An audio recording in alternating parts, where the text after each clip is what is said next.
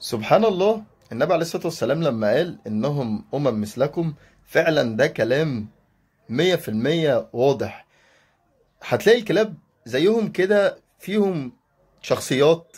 هتلاقي الطيب وهتلاقي الشرير وهتلاقي الحاقد، وتلاقي بيحسد كلب تاني على حاجة ممكن تكون بسيطة. أم، ممكن كلب زي اللي انت شايفه ده كده ملوش ملة، بيكره أي خير لأي حد. قول لنا شخصية كلبك ايه، وقول لنا ايه الصفة المميزة فيه.